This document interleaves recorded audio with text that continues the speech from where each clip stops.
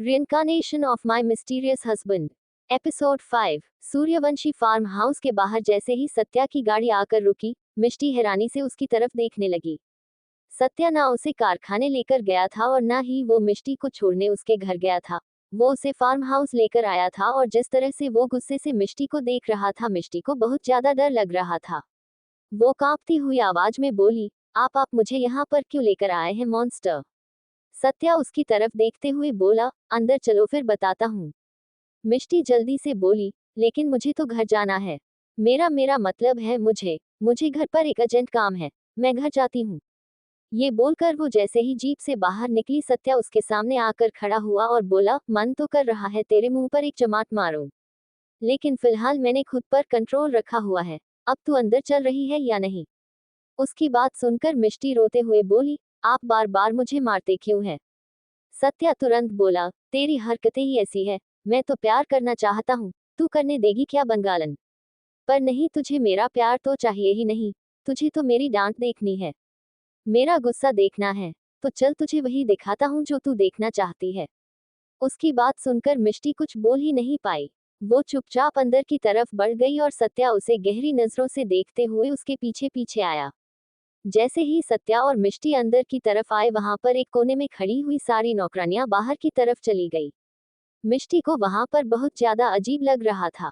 वो सत्या की तरफ देखते हुए बोली, आप ये जो मेरे साथ कर रहे हैं ना, ये बहुत गलत कर रहे हैं मॉन्स्टर। आपको पता है सब लोग हमें देखते हैं, सब लोग बातें बनाते हैं और वो बातें आपको परेशान नहीं करती, लेकिन मुझे करती हैं। आज आपने जिस तरह से साक्षी जी के सामने मुझे मुझे की।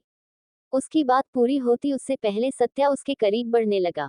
मिष्टी ने अपने कदम पीछे की तरफ लेने शुरू किए और तब तक लेती रही जब तक उसकी पीठ दीवार से नहीं लग गई। सत्या उसके चेहरे पर झुका और बोला, अब बोल, क्या बोल रही थी? मिष्टी रोते हुए बोली, आप प्लीज मुझसे दूर हो जाए ना मॉन्स्टर। जिस तरह से आज आपने साक्षी जी के सामने मुझे मुझे किस किया था, आप सोच भी नहीं सकते उन्हें कितना बुरा लगा होगा, एक बीवी के सामने अगर उसका मर्द किसी और लड़की को। सत्या तुरंत बोला, तू लड़की है? तूने तो कहा था कि तू कुछ और है। क्या नाम दिया था तूने खुद को? वो रखिल। उसकी बात सुनते हुए मिष्टी ने अपनी नजरें शर्म से झुका ली थी।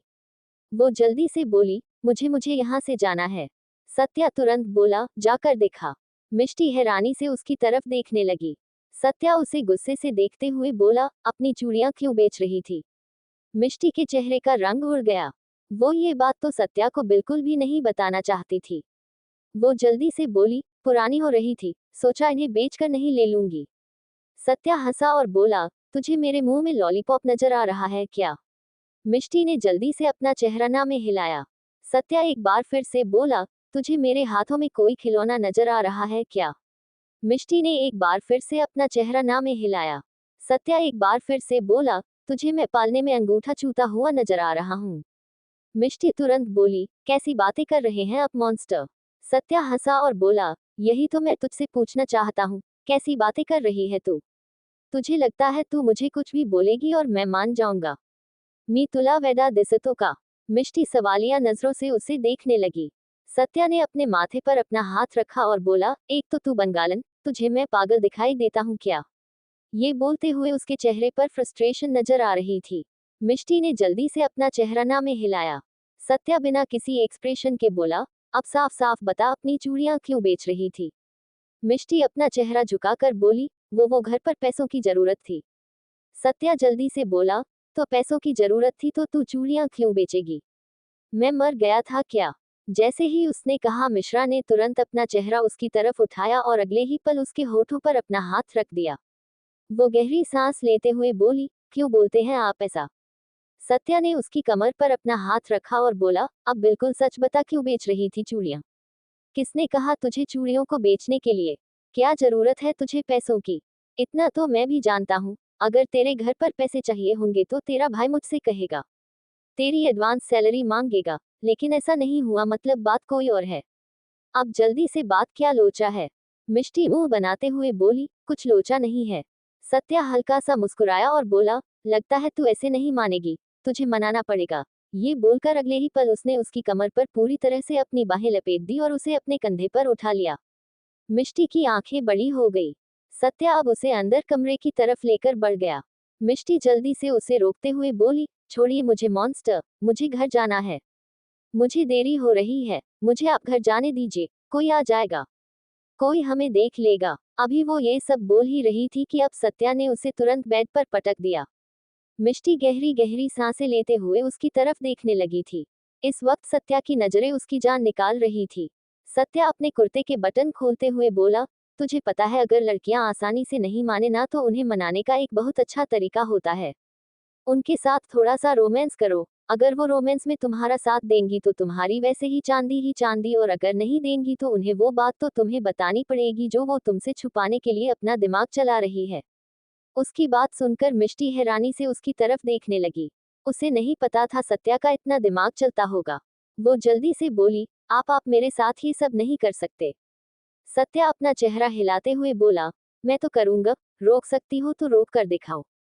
ये बोलते हुए उसने अपना कुर्ता निकाल कर साइड में फेंक दिया और मिष्टी के ऊपर झुकने लगा। मिष्टी ने तुरंत उसके कंधों पर अपने हाथ रखे। वो किसी नाजुक सी गुड़िया की तरह उसके नीचे थी और सत्या उसके ऊपर ऐसा लग रहा था जैसे एक ट्रक के नीचे एक छोटी सी टॉयज वाली कार आ गई हो। मिष्टी का गला सूखने लगा। वो उसके कंधों को हल्का सा दबाते हुए बोली, अगर मैं आपको बता दूंगी कि मुझे पैसे किस लिए चाहिए तो क्या आप मुझे छोड़ देंगे?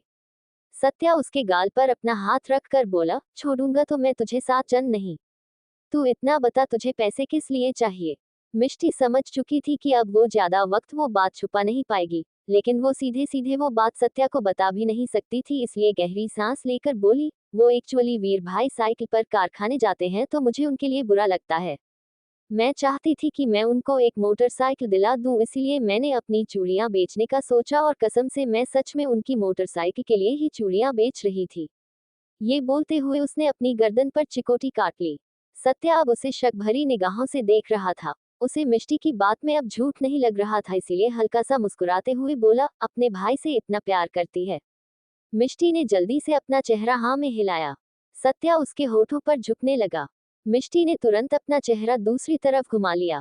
सत्या मुस्कुरा कर बोला, बंगालन तू पीटेगी मेरे से, तू जानती है मैं तुझे चूमे बिना नहीं छोड़ूंगा, तू फिर भी मुझे नखरे दिखाती है, तुझे अच्छा लगता है क्या मुझे ऐसे नखरे दिखाना? मिष्टी गहरी गहरी सांसें लेते हुए बोली, अभी थोड़ी देर पहले आपने मुझे किस किया था, अब मैं आपको कुछ नहीं करने दूंगी। सत्या तुरंत बोला, अगर 2-4 घंटे रुक जाऊं तो सब करने देगी क्या? मिष्टी ने तुरंत हैरानी से उसकी तरफ देखा। उसकी आंखें बड़ी हो चुकी थी। अगले ही पल सत्या ने उसके चेहरे को अब पूरी तरह से अपने हाथों में दबा लिया और उसके होठों पर अपने होंठ रख दिए। मिष्टी की आंखें बड़ी हो गई। सत्या उसके होठों को कसकर चूम रहा था और मिष्टी बस उसके होठों को महसूस कर रही थी। वो उसे रिस्पांस नहीं दे रही थी, लेकिन सत्या अचानक ही उसकी कमर को दबाने लगा तो मिष्टी की सांसें घुटने लगी। पर सत्या उसके होंठों को छोड़ भी नहीं रहा था, इसलिए जल्दी से उसने सत्या को रिस्पांस देना शुरू कर दिया और जैसे ही सत्या को उसका रिस्पांस मिला सत्या को लगा जैसे उसे जन्नत मिल गई हो। उसने अब उसके होठों को सॉफ्टली किस करना शुरू कर दिया और मिष्टी ने अब राहत की एक सांस ली। दोनों अब पूरी तरह से एक दूसरे को चूमने लगे थे और सत्या के हाथ मिष्टी की कमर से आगे की तरफ बढ़ रहे थे। मिष्टी ने जैसे ही उसके हाथों को बढ़ते हुए महसूस किया, उसने तुरंत एक झटके से अपना चेहरा दूसरी तरफ हटा लिया। सत्या गहरी गहरी सांस लेते हुए उसके सीने पर ही झुक गया। मिष्टी का वो नाजुक सा सीना इस वक्त सत्या के भारी चेहरे को अपने ऊपर संभाल रहा था। उसकी वो शोर मचाती हुई सांसें और तेजी से बढ़ती हुई धड़कनें महसूस कर सत्या और भी ज्यादा मदहोश हो रहा था। उसने अब अपना चेहरा ऊपर की तरफ उठाया और बोला, ए बंगालन, तू जान लेकर मानेगी? मिष्टी ने उसकी तरफ चेहरा घुमाकर नहीं देखा। सत्या उसे देखते हुए बोला, घर जाना चाहेगी या फिर कारखाने? मिष्टी अपनी नजरें झुकाकर बोली, अगर आप पैसे दे तो घर पर और नहीं दे तो कारखाने। सत्या हल्का सा मुस्कुराया और अब उसने अपने पजामे की जेब से मिष्टी की चूड़ियों को वापस निकाला। जैसे ही मिष्टी ने उसके हाथों में अपनी चूड़ियां देखी वो हैरान रह गई। सत्या ने उसकी नाजुक सी कलाई को अपने हाथ में लिया और उसमें चूड़ी पहनाते हुए बोला, तेरे लिए तो मैं खुद को बेच दूं बंगालन, तू कैसे सोची कि मैं तुझे अपने तन पर पहना कुछ बेचने दूंगा? उसकी बात सुनते हुए मिष्टी बस उसकी तरफ देख रही थी। सत्या ने अब उसकी दूसरी कलाई पकड़ी और उसमें दूसरी चूड़ी पहनाते हुए बोला, तुझ पर ये सत्या कुर्बान है बंगालन, तुझे जो चाहिए हो ना तू मुझसे बोल। मैं नहीं ला कर दूं ना तो जा, मैं भी मर्द नहीं, पर तू आइंदा कभी इस तरह से कुछ बेचेगी नहीं।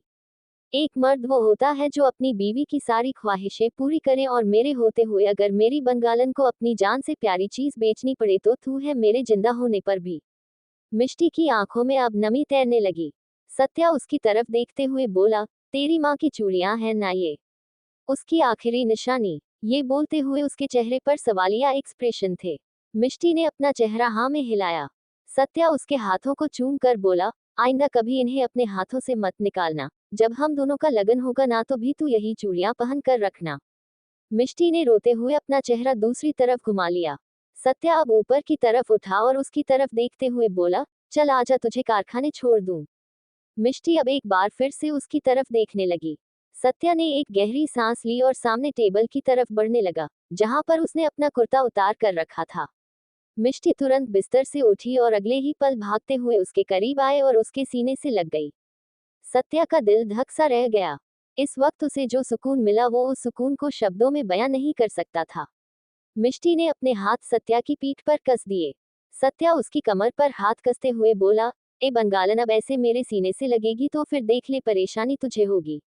मैं वैसे भी तपा हुआ आदमी हूँ, जवानी उबल रही है मेरी, चंडालन के तो पास भी नहीं जाता मैं। उसकी बात सुनकर मिष्टी उससे अलग हुई और एक बार फिर से उसने अपना चेहरा दूसरी तरफ घुमा लिया। उसके चेहरे पर अब हल्की हल्की मुस्कुराहट थी। सत्या ने अपना कुर्ता पहना और उसका हाथ पकड़कर उसे वापस अपनी तरफ घुमाया। अब उसने बड़े ही प्यार से उसके चेहरे को अपने हाथों में थामा और फिर उसके माथे को चूमकर बोला, वो भालो भूलो बाशी वाली लाइन बोल देना। उसकी बात सुनकर मिष्टी हंसने लगी और अगले ही पल उसने अपना चेहरा ना में हिला दिया। सत्या मुंह बनाते हुए बोला, एक तो तेरे नखरे खत्म नहीं होते, जा अब मुझे सुनना भी नहीं। उसकी बात पर मिष्टी की हंसी तेज हो गई। सत्या उसका हाथ पकड़कर उसे बाहर की तरफ लेकर आया और फिर दोनों जीप में बैठकर वहां से निकल गए। मिष्टी पूरे रास्ते टुकुर टुकुर सत्या को देख रही थी और सत्या चुपचाप गाड़ी ड्राइव कर रहा था।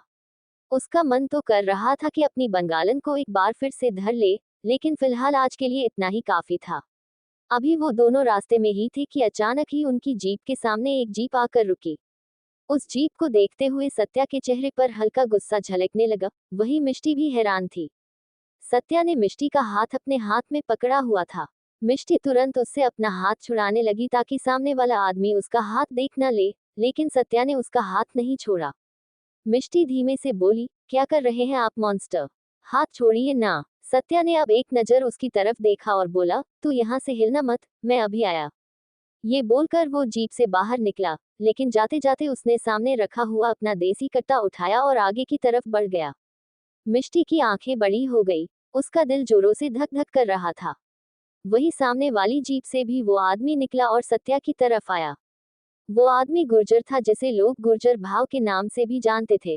सत्या का सबसे बड़ा राइवल और उसकी जान का दुश्मन। जैसे ही सत्या उसके करीब पहुंचा, गुर्जर ने तुरंत उसके माथे पर गन पॉइंट कर दी। सत्या के चेहरे पर डेविल स्माइल आ गई, लेकिन मिष्टी की सांसें हलक में अटकने लगी थी। गुर्जर ने अब अपनी नजरों को घुमाया और मिष्टी की तरफ देखने लगा। उसे मिष्टी की तरफ देखते देख सत्या का चेहरा गुस्से से कांपने लगा। मुंबई। सत्या मिष्टी के साथ कारखाने की तरफ जा रहा था। तभी अचानक से उसने अपनी जीप रोकी, क्योंकि सामने भी एक जीप उसके सामने आकर रुक चुकी थी। उसमें से एक आदमी बाहर निकला और सत्या भी मिष्टी को जीप में बैठे रहने का बोलकर जीप से बाहर आया। जैसे ही वो उस आदमी के सामने आकर खड़ा हुआ, उस आदमी ने उसके माथे पर गन पॉइंट कर दी। वो आदमी कोई और नहीं गुर्जर था, जो सत्या का सबसे बड़ा राइवल और उसकी जान का दुश्मन था। सत्या के चेहरे पर डेविल स्माइल आ गई, लेकिन फिर अचानक ही उसका चेहरा गुस्से से कांपने लगा जब उसने सामने खड़े गुर्जर को मिष्टी की तरफ देखते हुए देखा।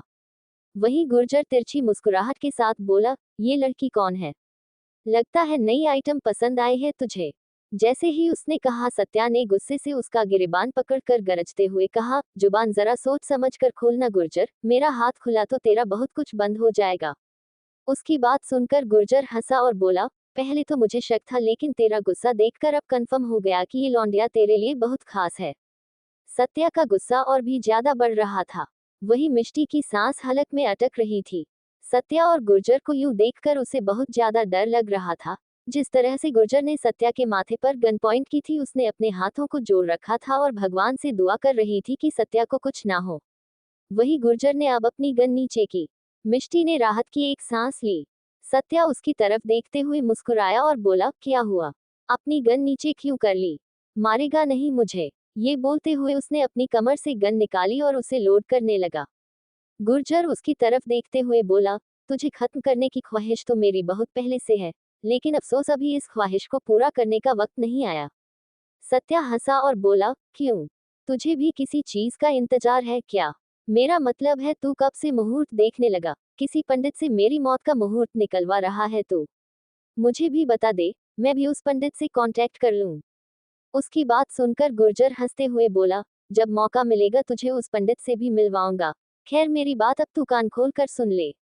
जिस जगह पर तू इस बार पंडाल लगवा रहा है उस जगह के बारे में सोचना बंद कर दे। वो जगह सिर्फ मेरी है, उस पर सिर्फ मेरा कब्जा है, उस पर पंडाल नहीं लगेगा। सत्या हंसा और अपने कदम पीछे की तरफ लेने लगा। वो जाकर अपनी जीप के बोनट पर बैठा और गुर्जर की तरफ देखते हुए बोला, भीख मांगने का तरीका थोड़ा कैजुअल है। गुर्जर का चेहरा गुस्से से कांपने लगा। सत्या उसकी तरफ देखते हुए बोला, इस बार पंडाल तो उस जगह पर ही लगेगा।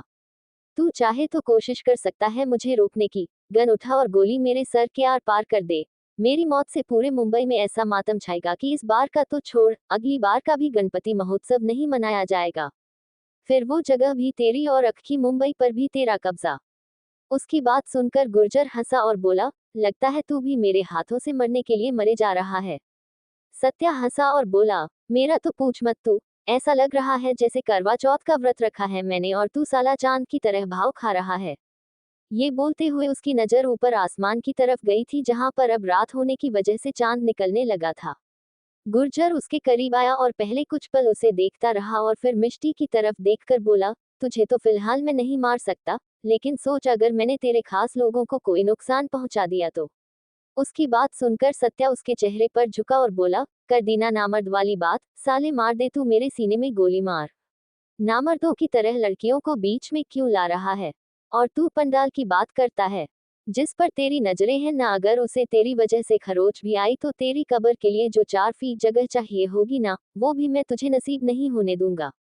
गुर्जर गुस्से से दांत पीसते हुए बोला, मुझे मारेगा तू? ये बोलते हुए उसने सत्या का गिरेबान पकड़ लिया। अगले ही पल सत्या ने एक जोरदार पंच उसके चेहरे पर जड़ दिया तो गुर्जर का चेहरा दूसरी तरफ लुढ़क गया। अब गुर्जर ने जल्दी से अपने हाथों में पकड़ी हुई गन सत्या की तरफ पॉइंट कर दी और सत्या ने अपने हाथ वाली गन गुर्जर की तरफ पॉइंट कर दी। मिष्टी की सांसें जैसे हलक में अटक गई। वो तुरंत जीप से बाहर आए और सत्या के पास आकर बोली, प्लीज प्लीज यहाँ से चलिए ना मॉन्स्टर, मुझे बहुत डर लग रहा है। प्लीज अपनी लड़ाई बंद कीजिए। ये जो मांग रहे हैं इन्हें दे दीजिए, मैं आपके आगे हाथ जोड़ती हूँ। उसकी बात सुनकर सत्या गुस्से से उसकी तरफ देखते हुए बोला, साला तू किसी चोर की औरत नहीं है जो ऐसे हाथ जोड़ रही है। सत्या सूर्यवंशी की मोहब्बत है तू, दोबारा अगर ऐसे हाथ जोड़े ना हाथ तोड़ दूंगा।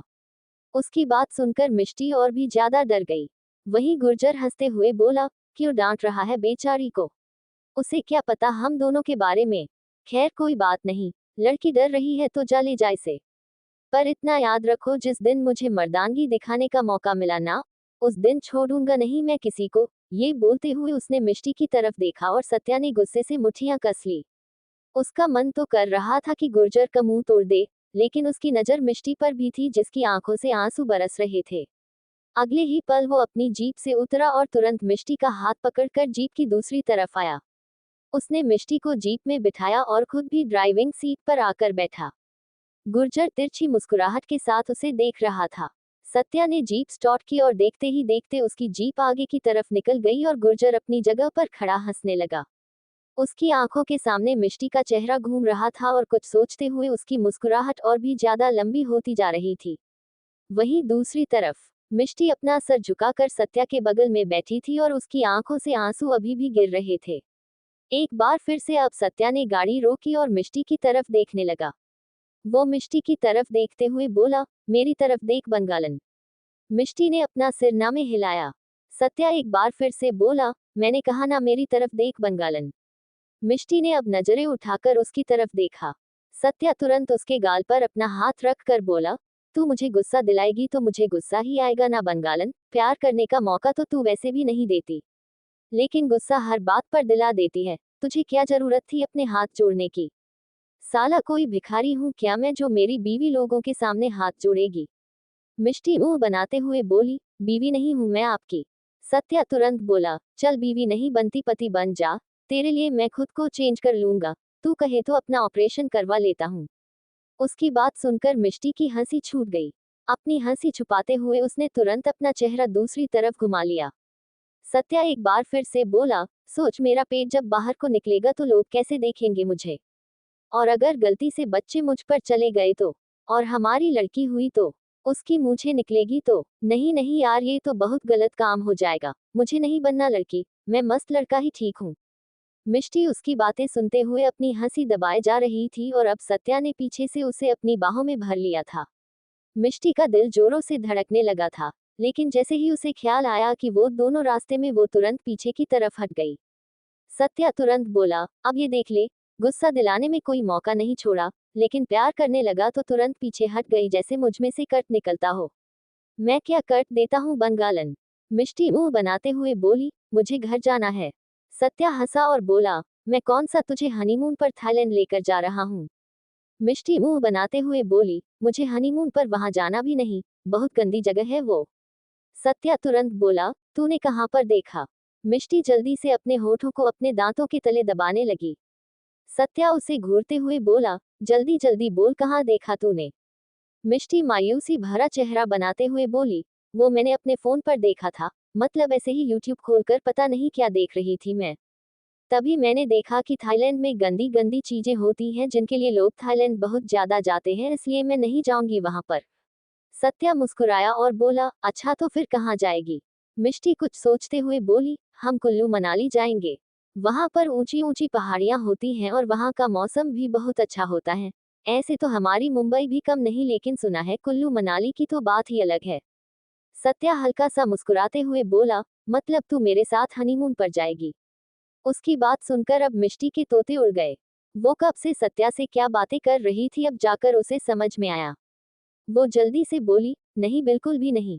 सत्या हंसने लगा और बोला, अब तो तेरी चोरी पकड़ी गई, मतलब तू सोचती तो है कि हम दोनों हनीमून पर जाएंगे, तभी तो तूने फटाक से जवाब दिया कि तुझे कुल्लू मनाली जाना है। मिष्टी ने अपना चेहरा एक बार फिर से दूसरी तरफ घुमा लिया। सत्या तुरंत बोला, वो भालोबाशी नहीं बोलेगी, लेकिन मेरे साथ हनीमून पर चलेगी। चल ये भी ठीक है। हनीमून पर जाकर मैं तेरे से भालोबाशी नहीं, चीताबाशी बुलवाऊंगा। उसकी बात सुनकर मिष्टी की हंसी छूट गई और उसे हंसते हुए देखकर सत्या के दिल को सुकून मिलने लगा। अभी कुछ वक्त पहले गुर्जर की वजह से मिष्टी का कितना मूड खराब हो गया था, लेकिन अब वो बिल्कुल ठीक लग रही थी। सत्या ने मिष्टी का हाथ पकड़कर हल्के से चूम लिया और फिर अपनी जीप एक बार फिर से स्टार्ट कर दी। कुछ देर बाद उनकी जीप मिष्टी के घर के बाहर आकर रुकी तो मिष्टी हैरानी से सत्या की तरफ देखने लगी। एक तो हर्षाली वैसे ही उसका पीछा नहीं छोड़ती थी और अब सत्या को मिष्टी को ऐसे घर पर छोड़ते देख तो वो ना जाने अब क्या ही बवाल मचाने वाली थी। सत्या तुरंत बोला, जीप से उतर। मिष्टी जल्दी से जीप से उतर गई। सत्या भी जब जीप से उतरकर बाहर की तरफ आया तो मिष्टी हैरानी से उसकी तरफ देखते हुए बोली, आप क्यों उतर रहे हैं? आप हवेली जाए ना। सत्या चिढ़ते हुए बोला, कैसी लुगाई है यार तू, अपने मर्द को बार बार खुद से दूर भेजते तुझे शर्म नहीं आती क्या। ये बोलते हुए उसने मिष्टी का हाथ पकड़ लिया और उसे लेकर अंदर की तरफ बढ़ने लगा, लेकिन जल्दी से मिष्टी ने अपना हाथ सत्या से छुड़ाया और उसे घूर कर देखने लगी। सत्या मुस्कुराया और अंदर की तरफ आया। मिष्टी भी उसके पीछे पीछे अंदर आई तो उसकी नजर बाहर प्रांगण में खड़े हुए मोटरसाइकिल पर गई। उसने उस मोटरसाइकिल को देखकर तुरंत हैरानी से सत्या की तरफ देखा तो सत्या ने अपनी आईब्रो हल्की सी ऊपर की तरफ उठाई और जैसे उसकी आईब्रो भी थिरक रही थी, कभी ऊपर तो कभी नीचे होती, इस वक्त सत्या एकदम जानलेवा लग रहा था। तभी वीर जो उस मोटरसाइकिल के पास ही खड़ा था वो तुरंत मिष्टी के पास आया और उसका हाथ पकड़कर बोला, तूने तूने ये मोटरसाइकिल मेरे लिए। मिष्टी, मैं तुझे बता भी नहीं सकता मुझे इस मोटरसाइकिल की कितनी जरूरत थी, लेकिन मेरे पास पैसे नहीं थे, पर तूने सत्या भाव से पैसे एडवांस लेकर मेरे लिए ये मोटरसाइकिल ली। मैं बहुत खुश हूँ मिष्टी, बहुत ज्यादा खुश। मिष्टी उसकी बात सुनकर हल्का सा मुस्कुराई। उसने हर्षाली की तरफ देखा जिसके चेहरे पर गुस्सा झलक रहा था। उसे समझ नहीं आ रहा था कि अब हर्षाली गुस्सा क्यों है, क्योंकि उसे तो मोटरसाइकिल ही चाहिए था ना जो घर पर आ चुका था, तो फिर ये गुस्सा क्यों। अब वीर ने सत्या की तरफ देखा और अपने हाथ जोड़ते हुए बोला, आपका बहुत बहुत शुक्रिया सत्या भाव, मैं वादा करता हूँ आपसे कि अब तक मिष्टी ने जिस लगन से आपके कारखाने में काम किया है आगे भी वो इस लगन के साथ काम करेगी। वो कभी आपको शिकायत का मौका नहीं देगी। सत्या उसे गौर से देख रहा था और समझने की कोशिश कर रहा था कि आखिर वीर और मिष्टी के बीच रिश्ता है कैसा। अगर कोई अच्छा भाई होता तो अपनी बहन से ऐसी चीज लेने में 100 बार कतराता, लेकिन वीर के चेहरे पर सिर्फ और सिर्फ खुशी झलक रही थी। हर्षाली ने भी अब जल्दी से अपने एक्सप्रेशन चेंज किए और तुरंत आगे की तरफ आकर बोली, आप यही दरवाजे पर खड़े खड़े सत्या भाव का शुक्रिया करते रहेंगे क्या वीर? कम से कम उन्हें अंदर तो लेकर जाए, उनका मुंह मीठा करवाए, उन्हें चाय नाश्ता। उसकी बात पूरी होती उससे पहले ही वीर बोला, हाँ हाँ क्यों नहीं, आइए सत्या भाव आप अंदर की तरफ आइए ना।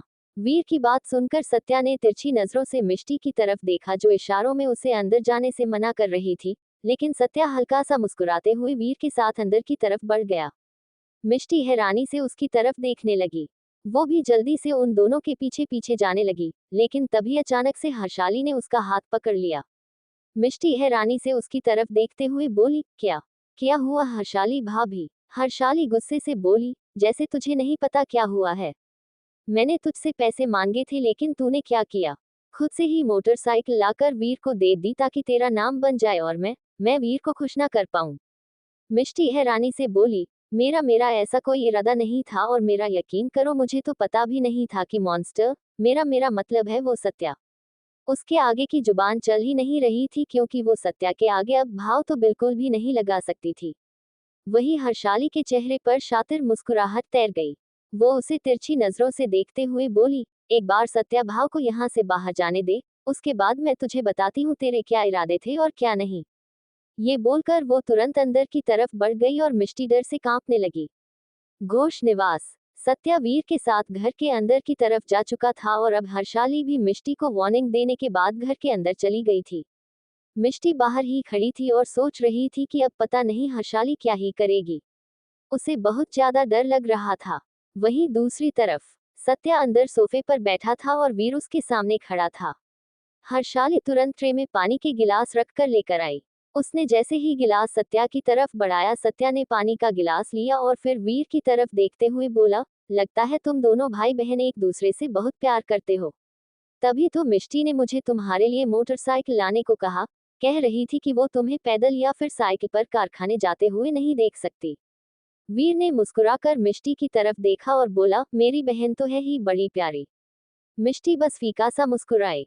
हर्षाली तुरंत बोली, अरे मिष्टी की तो आप बात ही छोड़ दीजिए, मिष्टी जैसा तो इस दुनिया में कोई भी नहीं होगा। बहुत ही प्यारी और बहुत ही समझदार है हमारी मिष्टी। बहुत जल्दी लोगों को अपने दिल में जगह दे देती है और लोगों के दिल में जगह बना भी लेती है। जिस घर में जाएगी उस घर के भाग्य खुल जाएंगे। बहुत किस्मत वाली है हमारी मिष्टी। उनके मुंह से ऐसी बातें सुनकर मिष्टी को ऐसा लग रहा था जैसे उन दोनों को गन पॉइंट पर रखा हुआ हो और उनके मुंह से ऐसी बातें निकलवाई जा रही हो। तभी सत्या एकदम से बोला, तो फिर तुमने मिष्टी की शादी के बारे में क्या सोचा है? शादी का जिक्र सुनकर वीर के चेहरे का रंग उड़ गया। वो तुरंत बोला, शादी? शादी की अभी क्या ही उम्र है? मिष्टी तो अभी बहुत छोटी है, अभी 2 3 4 साल तो मैं उसकी शादी बिल्कुल भी नहीं करूंगा। सत्या व्यंग्य से मुस्कुराया। वो लोग जिस जगह पर रहते थे वहां पर लड़कियों के 18 साल की होते ही शादी कर दी जाती थी और कईयों की शादी तो 18 साल की उम्र से भी बहुत कम उम्र में कर दी जाती थी। लेकिन सत्या मिष्टी की शादी क्यों नहीं करना चाहता ये बात सत्या बहुत अच्छी तरह से समझ रहा था। हालांकि सत्या के कारखाने में मिष्टी के साथ काम करने वाली सभी लड़कियों की तनख्वाह 20 से 25 हजार रुपए थी, लेकिन मिष्टी को वो 40 हजार रुपए दिया करता था और ऊपर से बोनस वगैरह अलग ताकि वीर कभी मिष्टी को उस कारखाने से हटाए ना। आखिर अब वो इतने पैसे अपने हाथों से कैसे जाने दे सकता है। सत्या ने पानी का गिलास वापस टेबल पर रखा और बोला, चलो अब मैं चलता हूँ, फिर कभी आऊंगा। हर्षाली तुरंत बोली, खाना खाकर जाते। सत्या ने तुरंत मिष्टी की तरफ अपनी नजरें घुमाए और बोला, मन तो बहुत है बंगालन के हाथों से खाना, मेरा मतलब है आप लोगों के हाथों से बना हुआ बंगाली खाना खाने का, लेकिन फिर कभी। ये बोलकर अब वो तुरंत वहां से बाहर चला गया और उसके जाने के बाद मिष्टी ने राहत की एक सांस ली। वीर तुरंत मिष्टी के पास आया और बोला, मुझे तो यकीन नहीं हो रहा तूने मेरे लिए इतना सोचा, कम से कम तुझे अकल तो आई कि तुझे तेरे इस भाई के लिए कुछ करना चाहिए। कब तक ये भाई ही तेरे लिए सब कुछ करता रहेगा? मिष्टी व्यंग्य से मुस्कुरा कर बोली, हाँ सही कहा आपने, कब तक आप ही मेरे लिए सब कुछ करते रहेंगे? मुझे भी तो आपके लिए कुछ करना चाहिए। वीर अब अपने कमरे की तरफ बढ़ गया और वहां पर सिर्फ हर्षाली और मिष्टी रह गई। हर्षाली ने जल्दी से आकर मिष्टी का हाथ पकड़ा और उसे खींचते हुए उसके कमरे की तरफ लेकर गई। मिष्टी को अपने हाथ पर दर्द महसूस हो रहा था। उसे तो समझ नहीं आता था कि लोगों को उसके हाथ से दुश्मनी क्या है। भला उसे सीधा सीधा भी तो कहा जा सकता है ना कि उसके साथ चलो, पर नहीं, हर कोई उसका हाथ पकड़ने को तैयार रहता था, बेशक से वो हर्षाली हो या फिर सत्या। हर्षाली ने मिष्टी को कमरे के अंदर लाकर एक झटके में छोड़ा और बोली, क्या चल रहा है तेरे दिमाग में? मिष्टी हैरानी से बोली, मेरे दिमाग में क्या चलेगा? कुछ भी तो नहीं। हर्षाली ने जल्दी से जाकर दरवाजा बंद किया और फिर मिष्टी के बिल्कुल सामने आकर बोली, तूने जानबूझकर सत्या को मोटरसाइकिल के लिए कहा था कि वो सीधा मोटरसाइकिल दिला दे, लेकिन मैंने तुझे पैसे बोला था। तू मेरे साथ होशियारी करने का सोच रही है। तू सोच भी नहीं सकती मैं तेरा क्या हाल कर सकती हूँ। 1 मिनट नहीं लगेगा मुझे तेरे और सत्या के कच्चे चिट्ठे वीर के सामने खोलने में।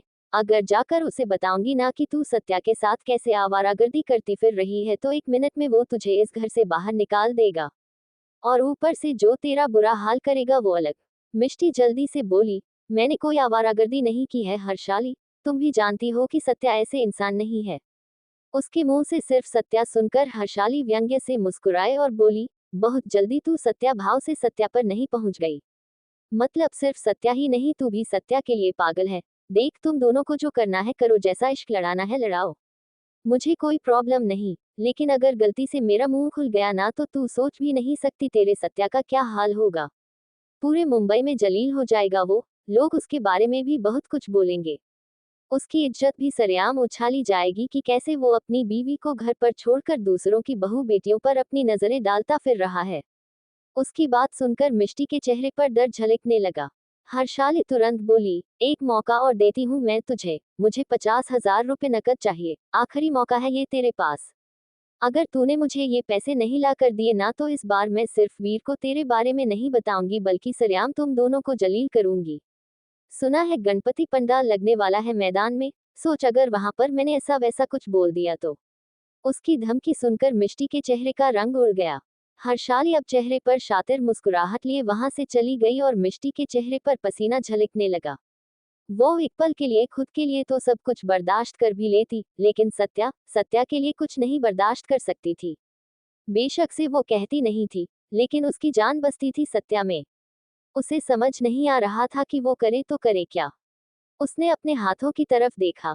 उसके हाथों में पहनी हुई उसकी माँ की चूड़ियां जो अब सिर्फ उसकी माँ की नहीं रही थी, उन पर सत्या का भी नाम जैसे लिखा जा चुका था।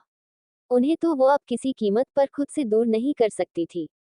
वो अपने बिस्तर पर आए और आकर सोचने लगी कि अब वो क्या करेगी। लेकिन कब प्रॉब्लम के बारे में सोचते सोचते वो सॉल्यूशन के बारे में सोचने लगी, उसे पता ही नहीं चला। उसका सॉल्यूशन सत्या, और सत्या के बारे में सोचते हुए उसके चेहरे पर मुस्कुराहट छा रही थी। उसका वो प्रेग्नेंट होने वाली बात कहना और फिर हनीमून वाली बात, वो सब सोचते हुए उसका चेहरा एकदम खिला हुआ था। वहीं दूसरी तरफ सूर्यवंशी हवेली, सत्या की जीप बाहर आकर रुकी और सत्या जीप से बाहर निकलकर अंदर की तरफ आया।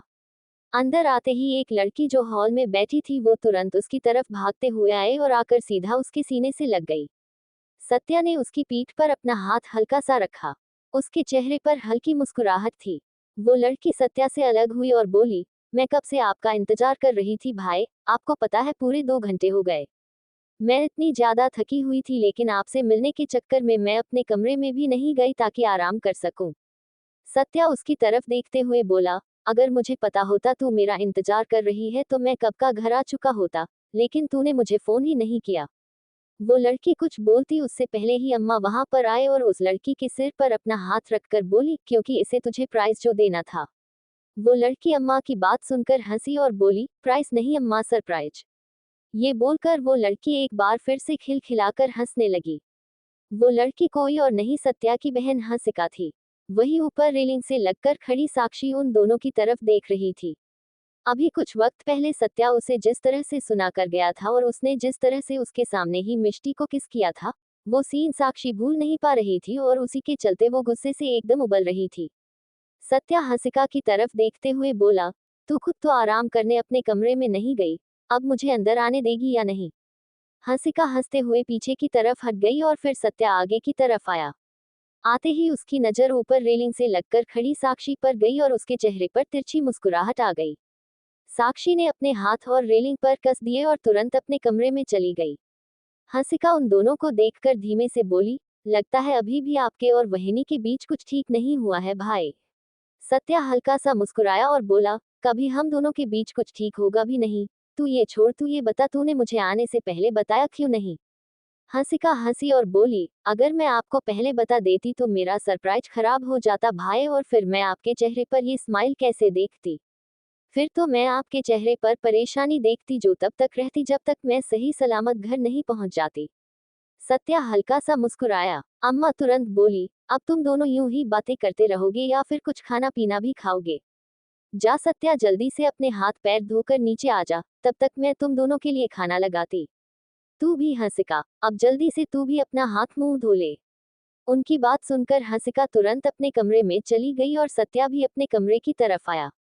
जैसे ही वो अपने कमरे में पहुंचा, अचानक ही एक खाली कांच की बोतल सीधा उसके पैरों के पास जाकर गिरी और पूरा कांच नीचे जमीन पर बिखर गया। सत्या ने नजरें उठाकर सामने की तरफ देखा जहां पर साक्षी खड़ी थी। साक्षी गुस्से से दंदनाते हुए उसके पास आए और उसे देखते हुए बोली, आखिर तुम भी बाकी मर्दों की तरह निकले सत्या, जो घर पर अपनी बीवियों को छोड़कर बाहर मुंह मारते फिरते हैं। जिन्हें अपनी बीवियों से ज्यादा अपनी रखेलों से प्यार होता है, जिन्हें अपनी बीवियां दिखाई देती है तो वो लड़कियां जो बाहर उनके साथ मुंह काला करती हैं। सत्या उसकी बात सुनकर व्यंग्य से मुस्कुराया। वो जानता था कि साक्षी उसे जानबूझकर गुस्सा दिला रही है, जानबूझकर उसे उकसा रही है ताकि वो कुछ बोले और फिर तमाशा हो। हंसिका का आना भी उसे बर्दाश्त नहीं हो रहा था और वो घर पर लड़ाई का माहौल बनाकर मजे लेना चाहती थी, लेकिन साक्षी के साथ रहते रहते सत्या भी प्रो प्लेयर बन चुका था।